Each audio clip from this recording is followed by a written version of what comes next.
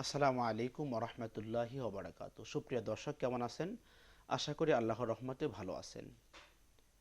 আচ্ছা, আমরা কে না চাই যে আল্লাহ পাক আপনার আমার রিজিক বাড়িয়ে দিক?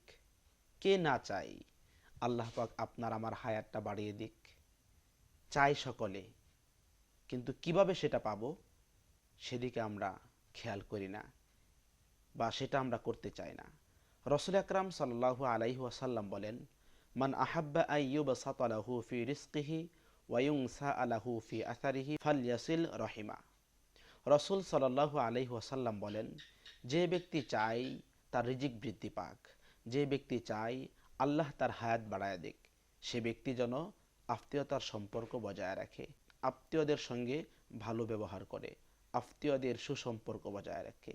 আর যে ব্যক্তি আত্মীয়তার সম্পর্ক ছিন্ন করে, রসুল সাল্লাল্লাহু আলাইহি ওয়াসাল্লাম বলেন, এই আত্মীয়তার সম্পর্ক আরশের নিচে ঝুলন্ত অবস্থায় আল্লাহর কাছে দরখাস্ত করে, মান ওয়াসলানি ওয়াসলাহুল্লাহ ওমান কতআনি কতআহুল্লাহ।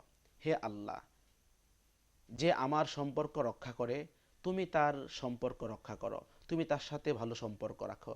আর যে ব্যক্তি আমার সম্পর্ক ছিন্ন করে, তুমি আল্লাহ তার সাথে কোনো সম্পর্ক রাখিও না।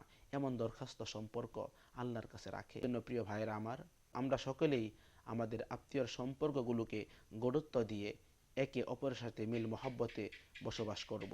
একে অপরের সাথে আপোষ করে আমরা সমাজের মধ্যে আল্লাহ পাকের বিধান অনুযায়ী রসুল আকরাম সাল্লাল্লাহু আলাইহি ওয়াসাল্লামের সুন্নত তরিকায় জীবনযাপন করব। আল্লাহ তৌফিক দান করুন সকলে বলে আমিন। আসসালামু আলাইকুম ওয়া রাহমাতুল্লাহ।